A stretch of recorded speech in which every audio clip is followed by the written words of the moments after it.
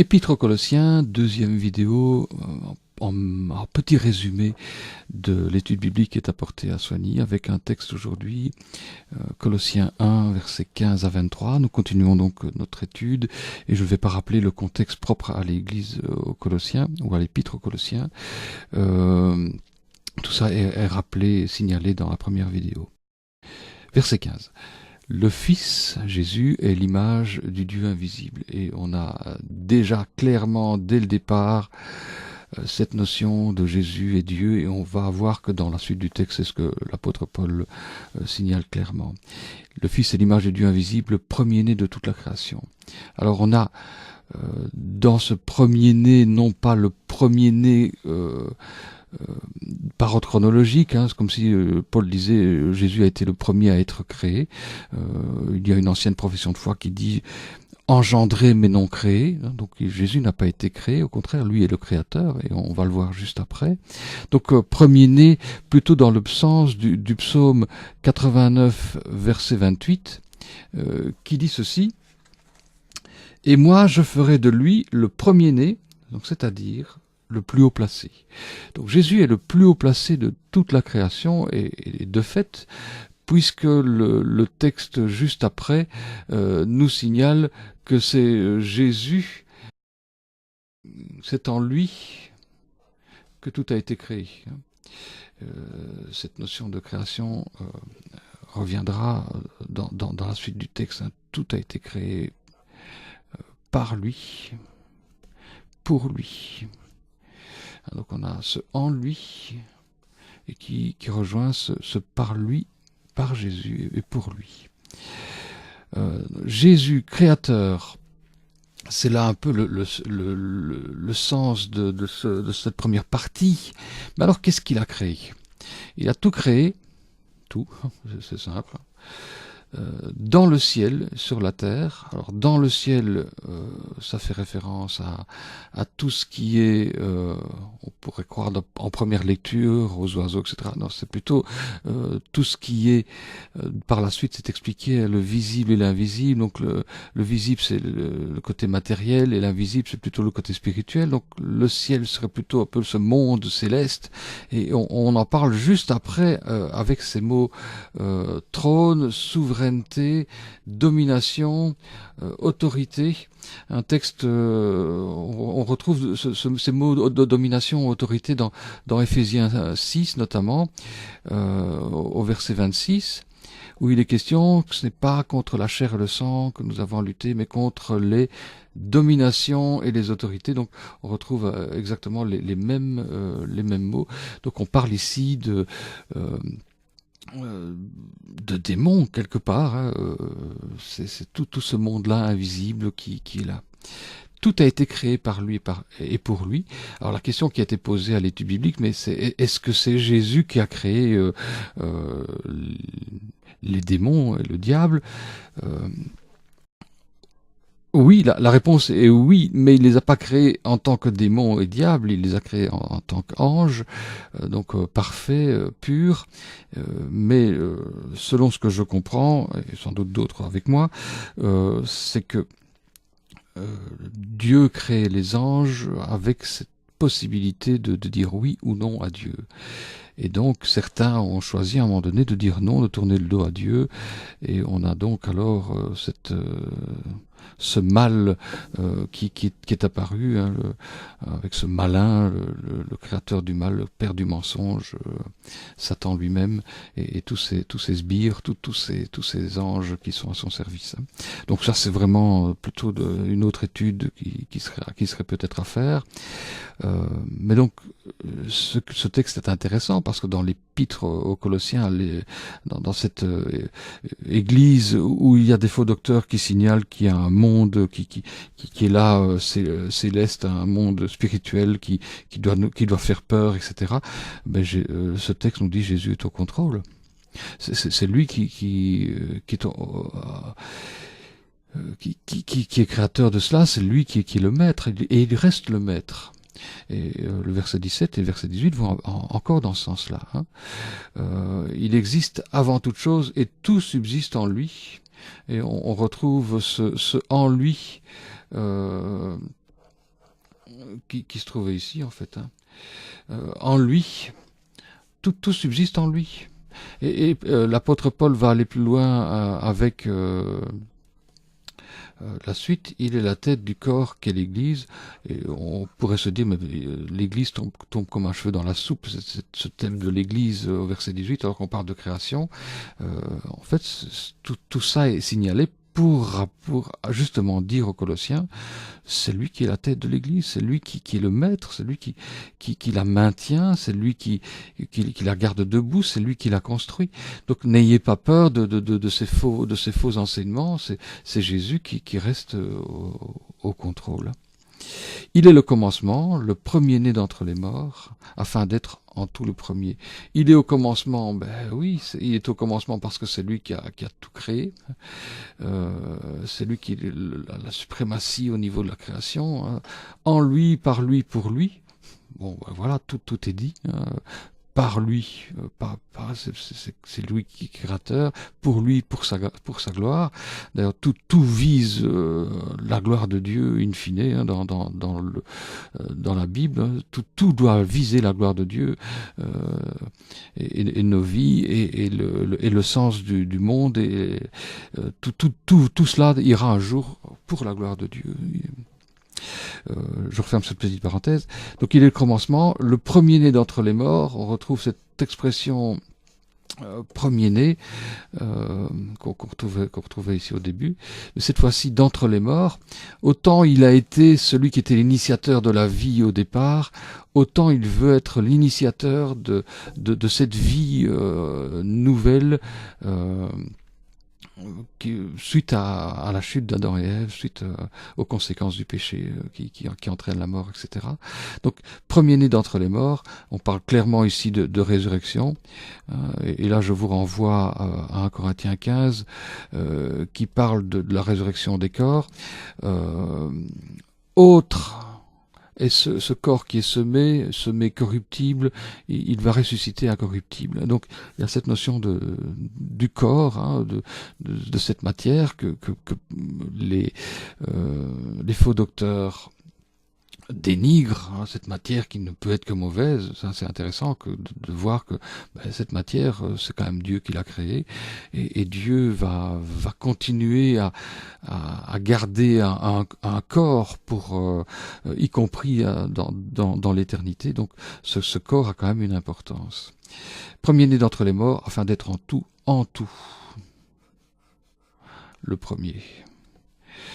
Et ce texte de Colossiens, en fait, on pourrait lui donner comme titre Jésus, avec un point d'exclamation, où Jésus est le centre.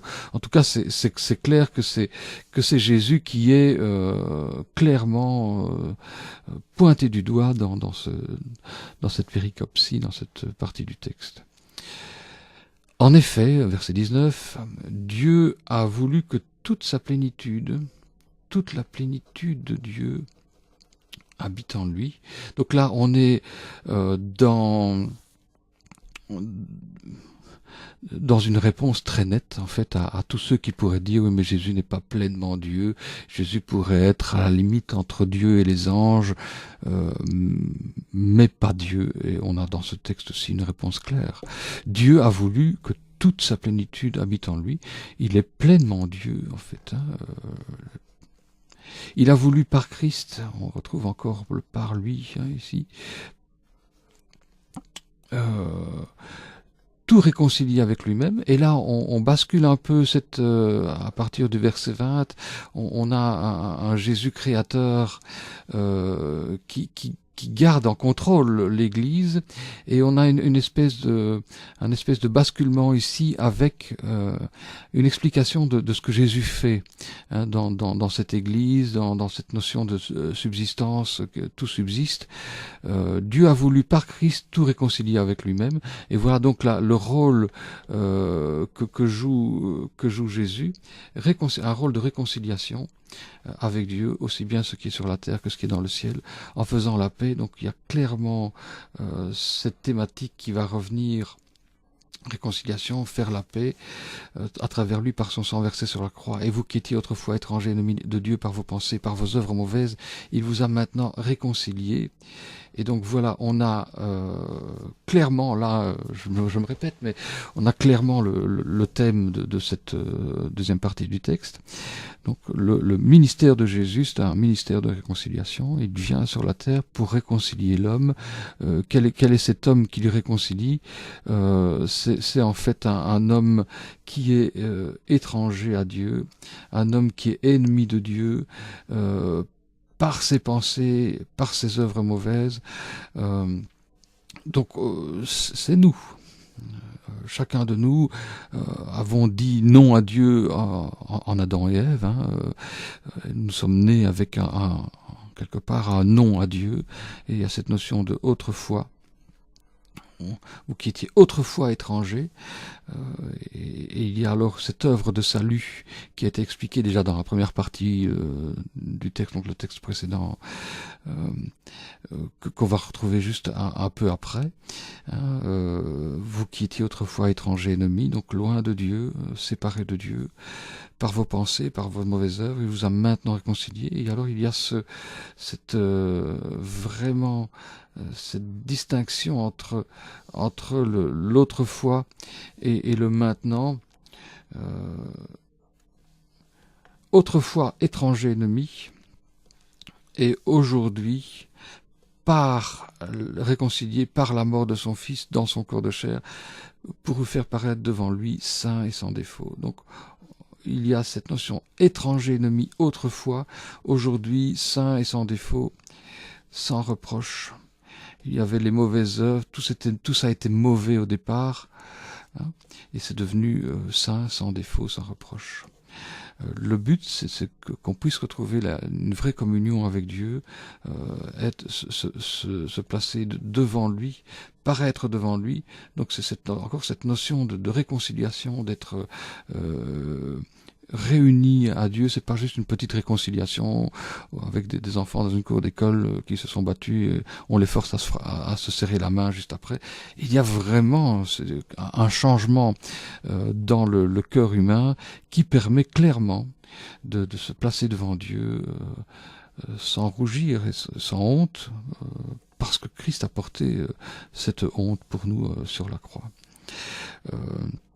Alors, cette œuvre à la croix, on la retrouve énormément dans le texte, faisant la paix à travers lui par son sang versé sur la croix. La croix ici est très présente. Ce salut par la croix, le sacrifice de Jésus, il est là, par son sang versé sur la croix. Je sais que certains, même dans les mouvances protestantes, n'apprécient pas du tout qu'on parle du sacrifice et surtout pas du sang versé. Je ne sais pas ce qu'ils font avec ce genre de texte, mais ça me paraît évident que Christ a subi la mort et que cette mort correspond à un sacrifice sanglant. C'est tout vraiment abominable, j'en conviens, mais c'est le moyen de salut. C'est de toute façon abominable, une mort. Par la mort de son Fils dans son corps de chair, donc on a là encore la croix qui est pleinement annoncée ici,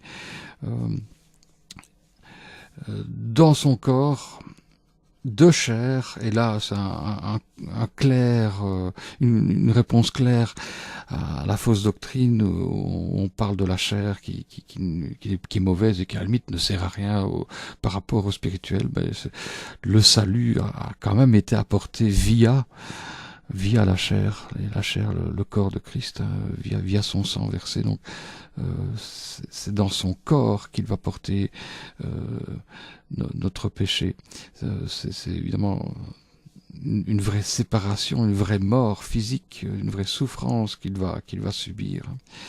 Et le but de tout cela, c'est que nous n'ayons pas à subir une mort, la mort physique sans doute, mais pas une mort spirituelle. Ce qui serait intéressant dans 1 Corinthiens 15, c'est de voir que justement, comme je le disais tout à l'heure, le corps est bien présent. Dieu qui a créé le corps humain à cette volonté de garder le corps jusque dans l'éternité. Donc, si le corps était si mauvais, il y aurait que des êtres spirituels dans le ciel. Alors le texte termine avec ce verset 23, avec cette mise en garde. Mais. Il y a une autre traduction qui dit si du moins vous, mais il faut que vous restiez fondés, inébranlables dans la foi. Donc il y a cette notion de persistance, rester fondé. Inébranlables dans la foi, alors que justement ils sont ébranlés, j'imagine, avec toute cette fausse doctrine. Il faut bien comprendre qu'on est au tout début du christianisme, et donc qu'ils n'ont pas 10 000 commentaires sur les textes, que tout le Nouveau Testament n'a pas été écrit, qui sont tout début, qui a juste un partage de l'évangile qui est annoncé, un évangile que vous avez entendu par Épaphras, disciple de l'apôtre Paul qui a fondé l'Église. Donc ils sont pas très loin au niveau de la foi par rapport à ce qu'on peut connaître nous aujourd'hui. Et Paul leur demande d'être inébranlables dans la foi, même avec ce peu qu'ils connaissent. Donc faut pas demander nous qui connaissons plus, ce texte est d'autant plus marquant pour nous.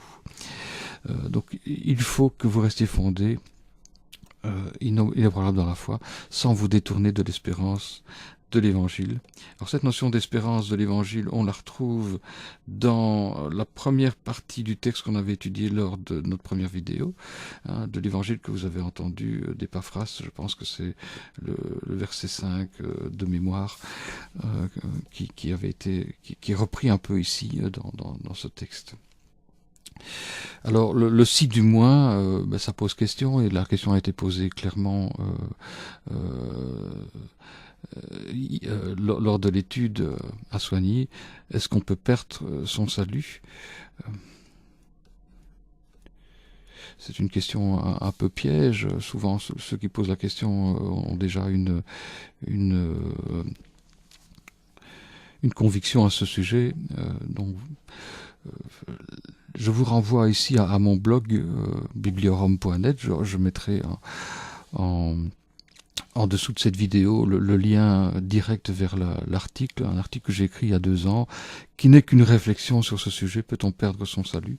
Alors, il y a des textes qui vont dans un sens du non, et des textes qui vont dans un sens du oui. Moi j'ai l'impression quand même qu'il faut veiller à ne pas nous écarter. Et je pense que ce texte, notamment ce verset 23, est un appel à une vigilance. Il faut que vous restiez fondés, inébranlables dans la foi. Restez vigilants, restez éveillés. Il y aura toujours des moments de doute, il y aura toujours des questionnements avec des personnes qui vont venir avec des doctrines différentes, et c'est tellement bien frappé, c'est tellement bien étayé avec des textes bibliques souvent que on pourrait se laisser perturber, se laisser ébranler. Non, restez inébranlables dans la foi, et le but c'est toujours revenir à l'évangile. Revenir au texte. Qu'est-ce que le texte dit clairement, et donc faire un peu ce que faisaient les Béréens, vérifier si ce qu'on dit est exact. Un évangile que vous avez entendu, qui a été proclamé à toute créature sous le ciel, et dont moi, Paul, je suis devenu serviteur. Et Paul va continuer alors dans la suite du texte à partager un peu son ministère. Donc il va parler un peu de lui dans la suite du texte. Ce sera aussi assez intéressant. Mais ça, ce sera pour la prochaine fois. Voilà, je vous propose de terminer ici pour ce résumé. Et je vous dis bien bonne méditation de ce texte encore, et à la prochaine.